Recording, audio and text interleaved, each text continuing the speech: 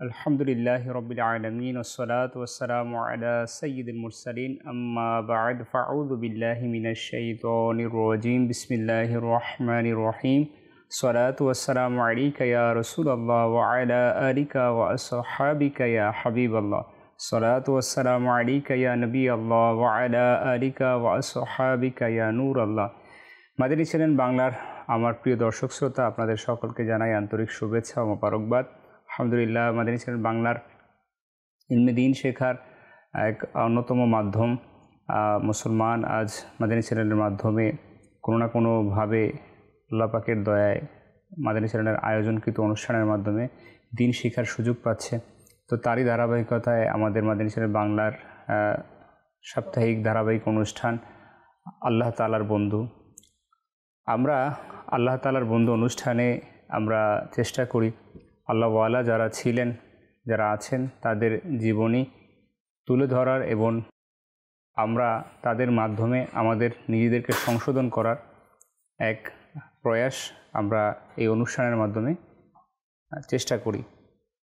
আমাদের একজন দর্শক শ্রোতা, আসুন আমরা শুরুতেই দুরূদ শরীফ পাঠ করার ফজিলত শ্রবণ করি। হুজুর আকরাম নূরে মুজাসসাম হুজুর সাল্লাল্লাহু আলাইহি ওয়াসাল্লাম ইরশাদ করেন, কিয়ামতের দিন আল্লাহ তাআলার আরশের ছায়া ব্যতীত আর অন্য কোনো ছায়া থাকবে না। তিন ধরনের ব্যক্তি আল্লাহ তাআলার আরশের ছায়ায় থাকবেন। আরজ করা হলো, ইয়া রাসূলুল্লাহ সাল্লাল্লাহু আলাইহি ওয়াসাল্লাম, তারা কারা? ইরশাদ করলেন, সেই ব্যক্তি যে আমার উম্মতের কষ্ট দূর করে। সুবহানাল্লাহ। দ্বিতীয় শ্রেণী হচ্ছে আমার সুন্নতকে জীবিত করে, এবং তৃতীয় আমার প্রতি অধিক হারে দুরূদ শরীফ পাঠ করে। সুবহানাল্লাহ। আমাদের দর্শক শ্রোতা, কিয়ামতের ময়দানে আল্লাহ পাকের আরশের ছায়া আমাদের সৌভাগ্য হোক যদি আমরা চাই, তাহলে আমাদেরকে আল্লাহ রাসূলের হাদিসে মোবারকা অনুযায়ী এই তিনটি কাজ, বিশেষত সহজ যে কাজটি হচ্ছে দুরূদ শরীফ পাঠ করা। যদি আমরা অধিকতর দুরূদ শরীফ পাঠ করি, তো ওই কঠিন মুসিবতের সময় আমাদের সৌভাগ্য হবে আল্লাহ পাকের আরশের ছায়ার মধ্যে থাকার। আল্লাহ পাক আমাদেরকে বেশি বেশি দুরূদ শরীফ পাঠ করার তৌফিক দান করুক। সাল্লু আলাল হাবিব সাল্লাল্লাহু তাআলা আলা মুহাম্মদ সাল্লাল্লাহু তাআলা আলাইহি ওয়াসাল্লাম। মাদানী চ্যানেল দর্শক শ্রোতা, অনুষ্ঠান আল্লাহর বন্ধু। আজ আমরা একটি বিষয় নিয়েছি, আর বিষয়টি হচ্ছে আল্লাহর ভয়। আল্লাহর ভয় এটা একজন মুমিনের অন্যতম সম্পদ। অর্থাৎ যদি মুমিন আল্লাহ তাআলার ভয় অন্তরে রাখে, তাহলে মুমিন সফলকাম হবে। আর যদি এই ভয় অন্তর থেকে চলে যায়, তাহলে তার জন্য আল্লাহ তাআলার নাফরমানি করা, আল্লাহ পাকের অবাধ্য হওয়া, এটা সহজ হয়ে যাবে। মানে যে দর্শক শ্রোতা, মানুষ যখন আল্লাহ তাআলাকে ভয় করে, মনে এই বিশ্বাস রাখে যে আল্লাহ তাআলা সব কিছু দেখছে, তাহলে তার দ্বারা কখনো গুনাহ হওয়া সম্ভব হবে না, অর্থাৎ তার জন্য কঠিন হয়ে যাবে। এবং সেইটা যদি চিন্তা করে যে কাল কিয়ামতের ময়দানে আল্লাহ পাকের দরবারে আমাকে দণ্ডায়মান হতে হবে, তাহলে এটা তার জন্য অনেক সহজ হয়ে যাবে। দেখুন, আজ আমরা দুনিয়াতে যদি দেখি, সন্তান পিতামাতাকে ভয় করে, বাধ্যগত সন্তান। ঠিক স্ত্রী, বাধ্যগত স্ত্রী তার স্বামীকে ভয় করে। যেটা উচিত, একজন ছাত্র তার শিক্ষককে ভয় করে, কর্মচারী তার যিনি বস রয়েছে, মালিক রয়েছে, তাকে সে ভয় করে। তো সমাজে ভয় যে জিনিসটা, সেটা আমাদের কিন্তু রয়েছে, কিন্তু আমাদের যে প্রকৃত ভয় আমাদের অন্তরে থাকা দরকার, সেটা হচ্ছে আল্লাহ তাআলার ভয়। সেই ভয়টা আমাদের মধ্যে কতটুকু বিদ্যমান, সেটা যদি আমরা একটু খেয়াল করি, তাহলে আমরা আমাদের ঈমানের অবস্থাকে পরিমাপ করতে পারব। অনুষ্ঠান আমাদের আল্লাহর বন্ধু, এই অনুষ্ঠানের মাধ্যমে আমরা আজ জানব যে তাদের ভয় কীরকম ছিল। শুরু করব একজন মাদানী মুন্না সৈয়দজাদা, যিনি আমার নবীর আওলাদের মধ্যে একজন। তো তার জীবনী থেকে একটি ঘটনা দিয়ে আজকের অনুষ্ঠানের আমরা শুরুর দিকে যাব। 4 বছর এক সৈয়দজাদা, তার অবস্থা এমন যে 4 বছরের এক সৈয়দজাদা, যিনি একবার বাজারের মধ্যে কান্না করছিল। কোনো এক ব্যক্তি এই আলে রাসূলকে এসে তার খেদমতে কিছুটা উৎসাহব্যঞ্জক হয়ে আরজ করলেন, শাহজাদা কি হয়েছে? যদি কোনো কিছুর প্রয়োজন হয় আমাকে আরজ করুন, আমি আপনার চাহিদাকে মিটিয়ে দিব। তো এই কথা শুনে মাদানী মুন্না তার কান্নার আওয়াজ আরও বেড়ে গেল, তিনি আরও কান্না করতে রইলেন। তো তিনি তখন তাকে বলতে লাগলেন, চাচা যান, আল্লাহ তাআলার গজব ও জাহান্নামের আযাবের ভয় আমার অন্তরে গেঁথে গেছে। তো আগন্তুক সেই ব্যক্তি মমতার সুরে আরজ করল, শাহজাদা আপনি এখন তো অনেক ছোট, এখনই এত ভয় কিসের? শান্ত হন, শিশুদের আযাব দেওয়া হয় না। এই কথা শুনে ওই সৈয়দজাদা মাদানী মুন্না, ছোট্ট শিশু 4 বছরের, তার কান্নার রোল আরও বেড়ে গেল। কাঁদতে কাঁদতে এসে বলল, চাচা যান, আমি দেখেছি যে বড় বড় লাকড়িগুলোকে চুলার মধ্যে জ্বালানোর জন্য, প্রজ্বলিত করার জন্য ছোট ছোট কাঠের যে টুকরো সেটাকে ছড়িয়ে দেওয়া হয়। যারা আমরা মাটির চুলাতে রান্না করি তো তারা এটা বুঝবেন যে বড় লাকড়িগুলোকে জ্বালানোর জন্য অনেক সময় কিছু ছোট ছোট খড়কুটা, ছোট ছোট কাঠগুলোকে আগুনের মধ্যে দিয়ে দেওয়া হয়, তাহলে সেটা খুব দ্রুত প্রজ্বলিত হয়। তো ছোট টুকরোগুলোতে দ্রুত আগুন ধরে যায় এবং এর কারণে বড় লাকড়িগুলো জ্বলে ওঠে। তো ওই ছোট্ট মাদানী মুন্না বলছে যে আমি ভয় করছি যে আবু জেহেল ও আবু লাহাবের মতো বড় বড় আমার আল্লাহ ও তার রাসূলের দুশমন, তাদেরকে জাহান্নামে জ্বালানোর জন্য ছোট ছোট কাঠের টুকরোর স্থানে আমাকে না ফেলে দেওয়া হয়। আমাদের যে দর্শক শ্রোতা, এই যে ঘটনাটি আমরা শ্রবণ করলাম, ছোট্ট মাদানী মুন্না, তিনি আলে রাসূল নবীর বংশের একজন, তো তার অবস্থা দেখেন যে তিনি এই ছোট বয়সে তার অন্তরের মধ্যে খফে খোদা, আল্লাহর ভয় কিভাবে গেঁথে নিয়েছেন অন্তরের মধ্যে। তো তিনি তো আলে রাসূল, তিনি নিঃসন্দেহে জান্নাতে তার নানাজানের সাথেই থাকবেন। তো একটু আমরা চিন্তা করি যে আল্লাহ তাআলার আযাবের ভয় তার অন্তরে কীরকম ছিল। মূলত তার ওই কথাগুলো ছিল উম্মতের জন্য সতর্কবাণী। এখন আমরা এইভাবে কতটুকু চিন্তা করি আল্লাহ তাআলার ভয় নিয়ে? আল্লাহ তাআলার ভয় এটা নবী আম্বিয়া আলাইহিস সালাতু ওয়াস সালাম এর মধ্যে বিদ্যমান ছিল। যারা আল্লাহ পাকের প্রিয় বান্দা তাদের অন্তরে বিদ্যমান ছিল। আল্লাহ পাককে তারা ভয় করতেন সর্বদা। আল্লাহ পাকের আযাব, অদৃশ্যের যে ব্যবস্থাপনা বান্দার জন্য কি রয়েছে সেটাকে চিন্তা করে তারা সর্বদা ভয় করতেন। আর এই ভয় তাদেরকে আল্লাহর বন্ধুতে পরিণত করে দিয়েছেন। আমাদের যারা দর্শক শ্রোতা, আমরা একটু দেখি যে অনেক সময় আমাদেরকে যদি কোনো সুন্নতের অনুসারী ইসলামী ভাই আমাদের বোঝায়, তবে তার কথাকে একেবারে আমরা গুরুত্ব দেই না। অনেকে তো এমনও মুখ পাতলা করে বলেই দেয় যে খুব কড়া ভাষায়, যে চুপ করিয়ে দেয় যে মাওলানা সাহেব চুপ থাকুন, যে আমরা জানি, আমরা আমাদের কবরের হিসাব আমরা দিব। তো এভাবে করে আমরা অনেক সময় যারা দিনের দায়ী থাকে তাদেরকে আমরা কটাক্ষ করি। মূলত ওই ব্যক্তির নেকির দাওয়াত আল্লাহ তাআলার তরফ থেকে আমার জন্য সতর্কবাণী, আমার জন্য আমার উদাসীনতার ঘুমকে ভাঙিয়ে দেওয়ার মাধ্যম ছিল, কিন্তু আমি তখনও সেই ব্যক্তিকে আমি তুচ্ছ তাচ্ছিল্য করি। আমাদের যে দর্শক শ্রোতা, আল্লাহ পাকের ভয় এটা মুমিনের জন্য আবশ্যক। যদি মুমিন ভয় করে তাহলে তার জন্য গুনাহ কঠিন হবে আর নেকি সহজ হয়ে যাবে। বুজুর্গানে দিন যারা এই জমিনের মধ্যে তাদের জীবনকে অতিবাহিত করেছেন, তাদের জীবনী থেকে এমনও পাওয়া যায় এক এক আল্লাহর ওলি যে তারা তাদের গোটা জিন্দেগি তারা আল্লাহ পাকের ভয়ে তারা তাদের জীবনকে অতিবাহিত করেছেন। আল্লাহ পাকের ভয়ে তারা কখনো মন খুলে হাসেননি। আজ আমাদের অবস্থা এমন যে আমাদের হাসির পরিমাণ বেশি কিন্তু কান্নার পরিমাণ কম। আমরা ভয় কী জিনিস সেটা ভুলে গিয়েছি। আমাদের ভয় রয়েছে চাকরি চলে যাওয়ার ভয়, আমাদের ভয় রয়েছে সম্পদ হারিয়ে যাওয়ার ভয়, আমাদের ভয় রয়েছে যে আমাদের স্বার্থ যেটা রয়েছে যে বিষয়ের প্রতি, সেটা স্বার্থ ফুরিয়ে যাওয়ার ভয়। আমাদের ভয় কাজ করে, আমাদের ভয় রয়েছে তেলাপোকা, মশা, মাছি, হ্যাঁ, যে বিষয়গুলোকে আমরা ভয় করি সব কিছুই একেবারে আমাদের জন্য ক্ষুদ্র। আজ একটা সামান্য বিড়াল দেখলে আমি আপনি ভয় পেয়ে যাই, সামান্য একটা তেলাপোকা আমার শরীরে এসে বসলে আমি চিৎকার দিয়ে উঠি। কিন্তু আমি কি কখনো কবরের আযাবের ভয়ে এটা আমি চিন্তা করেছি?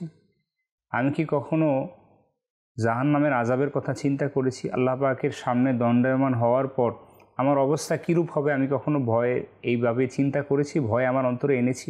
আল্লাহ পাকের একজন ওলি, প্রসিদ্ধ একজন জামানার ওলি ছিলেন যিনি, যাকে সবাই চিনে, সুফিয়ান সাউরি রহমতুল্লাহ তাআলা আলাইহি। তার ব্যাপারে এসেছে হযরত সাইয়েদনা সুফিয়ান সাউরি রহমতুল্লাহ তাআলা আলাইহির সম্বন্ধে রয়েছে যে তার কোমর যৌবনকালে ঝুঁকে গিয়েছিল। আল্লাহু আকবার। তো লোকেরা এটার কারণ তাকে জিজ্ঞাসা করলে সে চুপ থাকতেন, তিনি কখনো উত্তর দিতেন না। একবার তার শাগরেদ তাকে এটার কারণ জিজ্ঞাসা করার জন্য সুযোগ খুঁজছিলেন, তো একবার সুযোগ পেয়ে গেলেন আর হুজুরকে তার এই অবস্থার কারণ জিজ্ঞাসা করলেন। তো হযরত সাইয়েদনা সুফিয়ান সাউরি রহমতুল্লাহ তাআলা আলাইহি চুপ ছিলেন, তিনি কোনো উত্তর দিলেন না। বারংবার জিজ্ঞাসা করার পর তিনি উত্তর দিতে বাধ্য হলেন। তখন তিনি বললেন যে আমি একজন বড় আলিম সাহেবের কাছে জ্ঞান শিখার জন্য সেখানে আমি অনেক সময় কুরবানি দিয়েছি, তার সংস্পর্শে আমি বসেছি, অনেক জ্ঞান আমি অর্জন করেছি। যখন তার ইন্তেকালের সময় ঘনিয়ে আসলো তখন তিনি আমাকে বললেন, সুফিয়ান, আমার উপর কি ঘটনা ঘটেছে শোনো। আমি 50 বছর যাবৎ আল্লাহ তাআলার বান্দাদেরকে আমি আল্লাহ পাকের আনুগত্য করার এবং গুনাহ থেকে বাঁচার শিক্ষা দিয়েছি, কিন্তু দুঃখের বিষয় আজ আমার জীবন একেবারে শেষের দিকে। তো আমি ভয় করছি যদি আল্লাহ তাআলা আমাকে তার দরবার থেকে এই বলে বের করে দেয় যে আমার দরবারে আসার উপযুক্ততা তুমি রাখো না। নিজের ওস্তাদের মুখে এই কথা শোনার পর হযরত সাইয়েদনা সুফিয়ান সাউরি রহমতুল্লাহ তাআলা আলাইহির সাথে সাথে কোমরের একটি হাড্ডি ভেঙে যায়। উপস্থিত যারা ওইখানে ছিলেন সকলে সেটা শুনতে পায়। তো এই অবস্থা যে তার ওই অবস্থাতে তার চোখ দিয়ে অশ্রু ঝরতে লাগলো। ঘটনা এতদূর পর্যন্ত গড়ালো যে তিনি রহমতুল্লাহ তাআলা বলেন যে আমার প্রস্রাব দিয়ে রক্ত বের হতে লাগলো, এবার আমি অসুস্থ হয়ে পড়লাম। আল্লাহু আকবার। রোগ যখন তীব্র রূপ ধারণ করলো তখন ওনার যারা মহব্বতের ছিলেন, যারা পাশে ছিলেন, তাকে একজন ডাক্তারের শরণাপন্ন করলেন। যদিও ডাক্তার ছিল অমুসলিম, অভিজ্ঞ ডাক্তার। তো সে প্রথমে ইমাম সুফিয়ান সাউরি রহমতুল্লাহ রোগ ধরতে পারলেন না, তারপর সে ভালোভাবে আবার তার পর্যবেক্ষণ করতে লাগলেন, তার চেহারা পরীক্ষা করলো, শিরা দেখলো। সকল কিছু দেখার পর তিনি কিছুক্ষণ চিন্তা করলেন। ওই অমুসলিম ডাক্তার তিনি বলল যে আমার ধারণা যে বর্তমানে মুসলমানদের মধ্যে এর মতো যুবক আর কোথাও পাওয়া যাবে না। আল্লাহু আকবার। যে আল্লাহ তাআলার ভয়ে এই যুবকের কলিজা ফেটে গিয়েছে। আছেন দর্শক শ্রোতা, একটু চিন্তা করুন কেমন ভয়, যে ওইখানে তার ওস্তাদ শুধু তাকে আল্লাহ পাকের ভয়ের কথা তিনি তুলে ধরেছেন। হ্যাঁ, তো ওস্তাদের মুখে আল্লাহ পাকের ভয়ের কথা শুনে সুফিয়ান সাউরি রহমতুল্লাহ তাআলার অবস্থা কেমন হয়েছিল চিন্তা করুন। আজ আমরা কত ওয়াজ, কত আমরা বয়ান, কত আমরা কিছু বয়ান শ্রবণ করে, কিন্তু আমাদের মধ্যে ওই ভয় কতটুকু কাজ করে। খফে খোদা, আল্লাহ পাকের ভয় আমাদের মধ্যে কতটুকু বিরাজমান রয়েছে একটু চিন্তা করি। আমাদের দর্শক শ্রোতা, যদি আমরা দেখি একেবারে নিতান্তই আমাদের মধ্যে আল্লাহ পাকের ভয় নেই, আর না থাকার কারণে আজ আল্লাহ পাকের সন্তুষ্টিমূলক কাজ এর মধ্যে আমাদের উপস্থিতি আমাদের দেখা যায় না।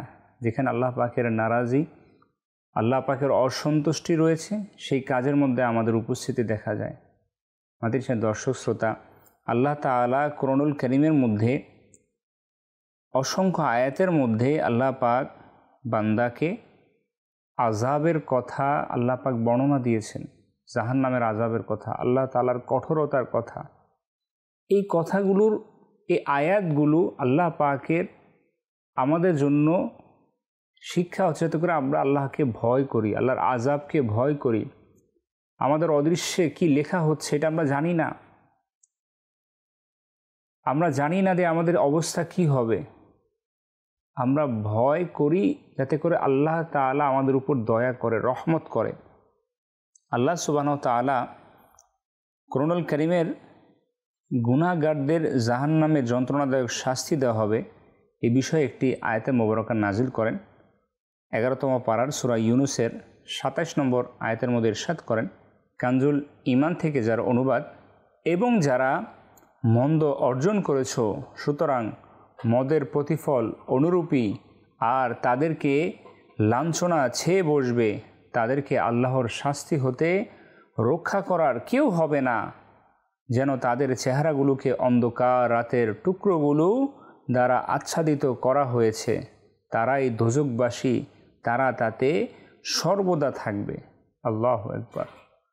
এখানে আল্লাহ সুবহানাহু ওয়া তাআলা এই আয়াতে কারিমার মধ্যে আল্লাহ তাআলা আমাদেরকে আগে থেকে সতর্ক করেছেন যে দুনিয়ার গুনাহে লিপ্ত হবে এমন ব্যক্তি কিয়ামতের দিন, এমন লোককে তাদের পিতামাতা, সন্তান, সন্ততি, ভাই বন্ধুদের মধ্য থেকে তাকে কেউ সাহায্য করতে পারবে না, এবং এই দুর্ভাগাদেরকে টেনে হিঁচড়ে জাহান্নামে নিক্ষেপ করা হবে।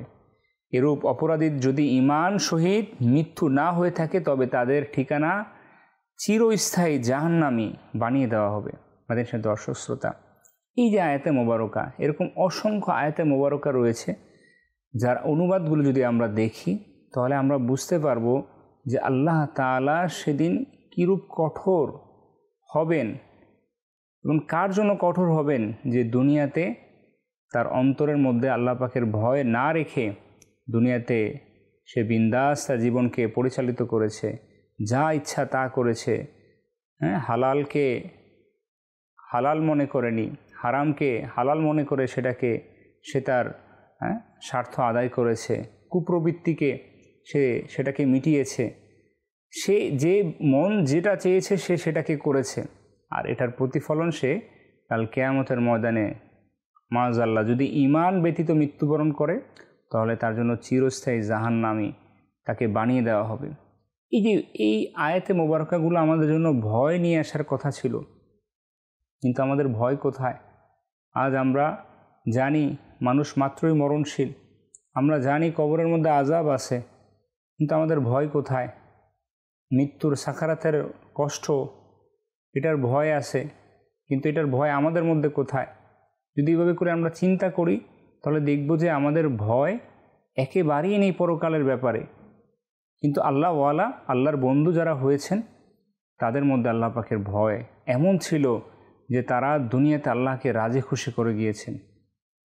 আমাদের যে দর্শক শ্রোতা, হযরত সাইয়েদুনা ইমাম মালিক বিন দিনার রহমাতুল্লাহ তাআলা আলাইহি, প্রসিদ্ধ আল্লাহর ওলি, তিনি জাবানা নামক স্থানে হযরত সাদুন রহমতুল্লাহ তাআলাকে দেখে তার অবস্থা সম্পর্কে তিনি জিজ্ঞাসা করলেন। তিনি বললেন, হে মালিক বিন দিনার রহমতুল্লাহ তাআলা, ওই ব্যক্তির অবস্থা কেমন হবে যার সকাল সন্ধ্যা এরূপ দীর্ঘ সফরে অতিবাহিত হয় যাতে কোনো সফরের পাথেও না থাকে?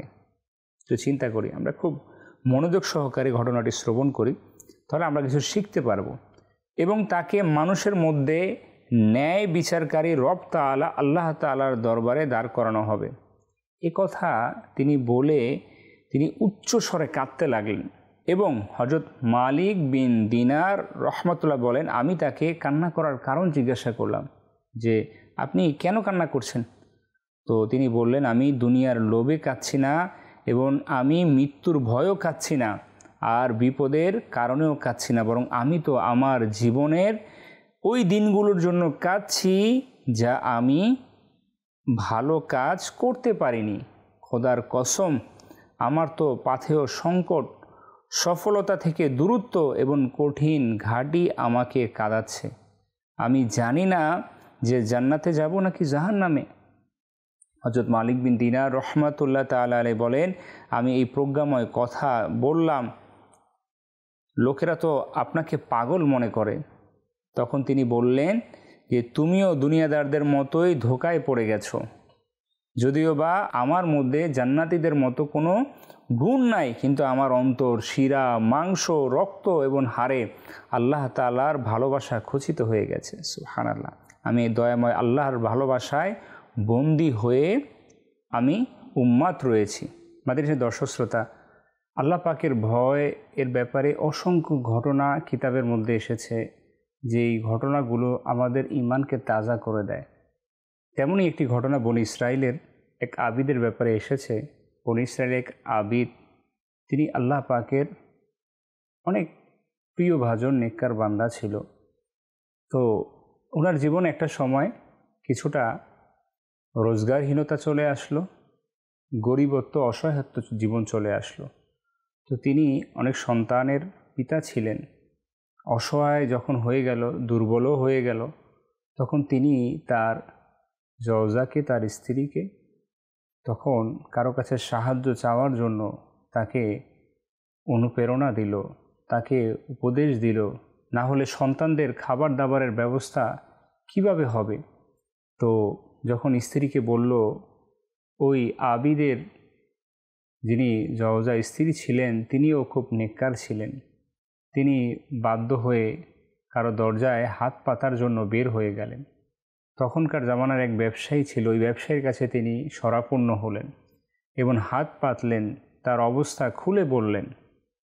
কিন্তু ওই ব্যবসায়ী তখন তার অন্তরের মধ্যে খারাপ খেয়াল আসলো, কুখেয়াল আসলো, এবং তিনি ওই আবিদের স্ত্রীকে, ওই নেক মহিলাকে তিনি কুপ্রস্তাব দিলেন।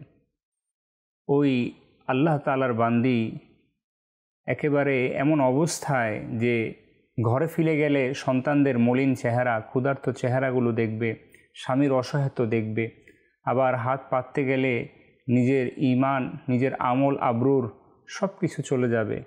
তো তিনি তারপরও এই চিন্তা করে তিনি তার ঘরে ফিরে গেলেন। ফিরে যাওয়ার পরও তিনি টিকতে পারলেন না সন্তানদের ক্ষুধার্তের কান্নার, স্বামীর অসহায়ত্বর অবস্থায়। তিনি তখন আবার ফিরে আসলেন। তখন আবার ওই ব্যবসায়ীকে অনুরোধ করলেন, তিনি তার কাছে অনুনয় বিনয় করে তার কাছে সাহায্য চাইলেন, কিন্তু ওই ব্যবসায়ী তাকে পুনরায় ওই একই কুপ্রস্তাব দিলেন।